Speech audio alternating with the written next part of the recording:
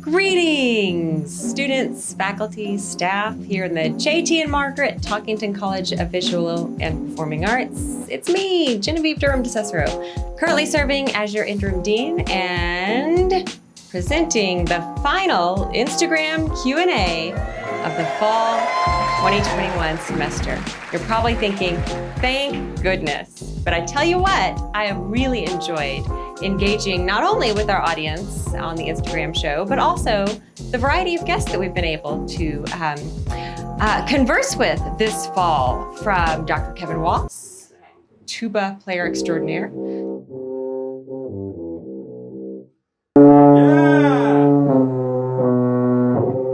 to college ambassadors, also doubling as performers in our School of Theater and Dance and Lubbock Moonlight Musicals. It's been a great time. We're going to close out this fall semester with a lightning round of holiday trivia questions, thoughtfully compiled and to be read aloud by our Director of Communications and Marketing, Patrick Hutchison. And then we will finish with a few words of gratitude and let you get on with your merriness this holiday season.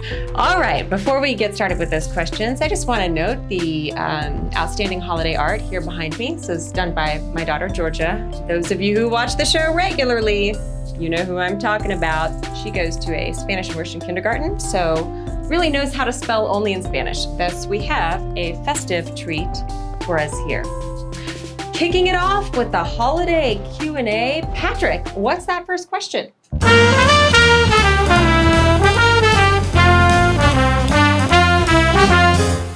What is the best holiday song? Okay, if you are in Ballet 2 with me this semester, you already know what the best holiday song is. And you think I'm gonna say Mariah Carey's All I Want for Christmas Is You. That is not what I'm gonna say, even though I have used it in class many times. What I'm going to say is Georgia, previously mentioned daughter, Georgia's rendition of Deck the Halls with Boughs of Holly. She was reading the sheet music for this before she really learned how to read in English, and she likes to sing Deck the Halls with Buffs of Jelly because boughs is a really hard word. So Deck the Halls with Buffs of Jelly. I don't know what that means. It's a buff. It's a buff of jelly. Come on, y'all. All right, number 2.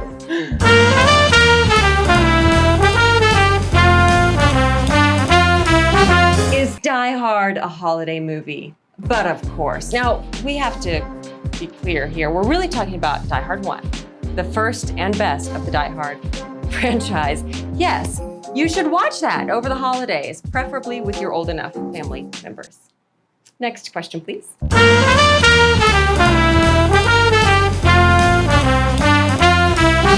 So many to choose from. Memorable holiday disasters. I think the one that is really springing to mind, this is maybe, gosh, almost 20 years ago now, when my grandmother Pat, my mother Smothers, unfortunately no longer with us, maybe imbibed a little too much. And while we were engaging in some family dancing in the living room, actually fell backwards into the Christmas tree. The Christmas tree went down, but you know what, folks? It came back up. Pushed Grandma right on back up to that vertical position. So I guess really that's a holiday disaster averted. Next question, please.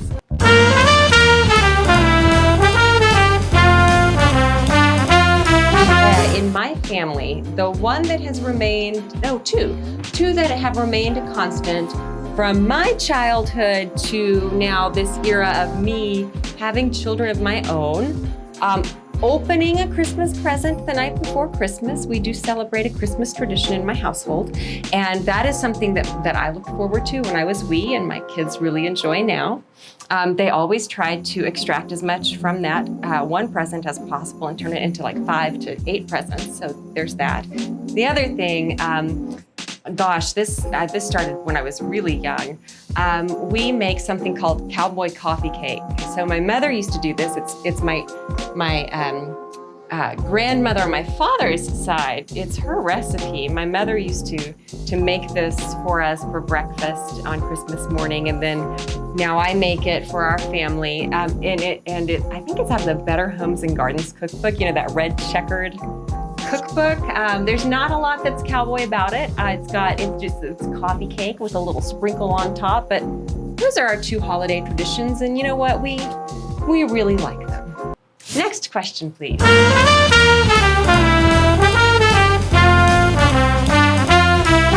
Oh my favorite holiday art. Oh yes, okay. I was trying to think, what does this question mean? So, this is not, my favorite piece of holiday art is not about the holiday season we are in right now, but holiday has a broad meaning. So I'm gonna take it to include Halloween. Many years ago, my older daughter, Sophie, who's 12 now, she crafted a wonderful, very large construction paper cutout of a witch. And kind of like Elf on the Shelf, this witch just started appearing everywhere as we got closer and closer to Halloween, and her name was Tudor. So Tudor the Witch is my favorite holiday art.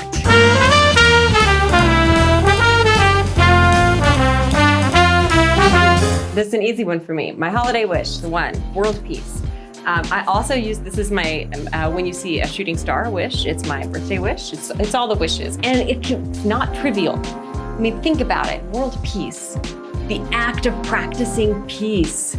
Boy, shouldn't that be what we all wish for? And do everything possible within our own powers to make it happen? That was a good question.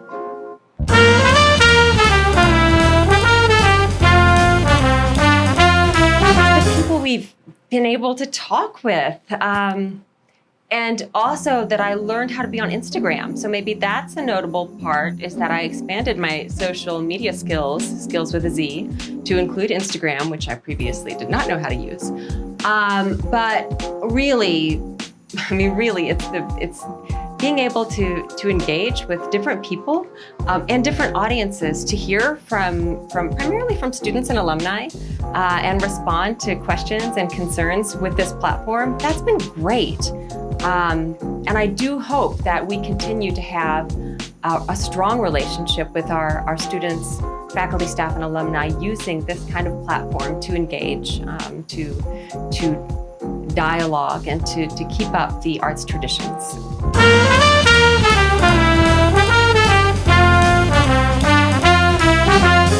Immersive.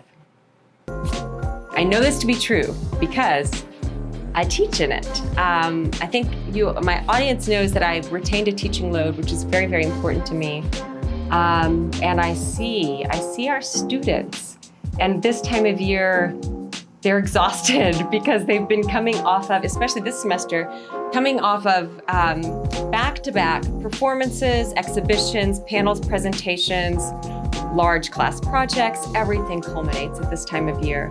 And much of it we've been removed from for the past 12 months.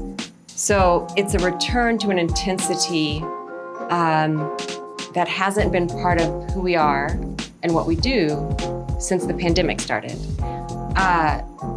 Thus, to be a college student in the arts at Texas Tech is an immersive experience. It's not something that you do lightly. It's not something that you take for granted. You're in it with every fiber of your being.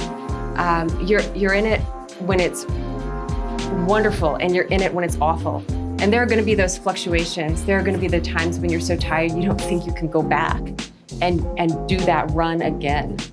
You don't think you can spend another moment rehearsing, revising, correcting, getting something to the point where it's ready for public presentation, and then you do anyway, because you're committed to it, because you know how much it matters, you know how much it means to be in the arts, to have the potential to transform other people's lives for the better.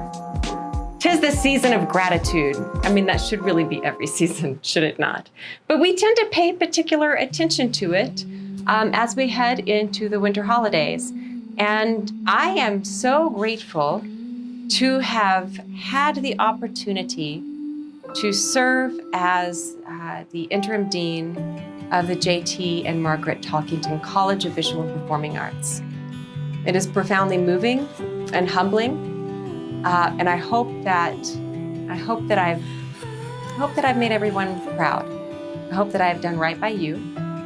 And I'm grateful for your support.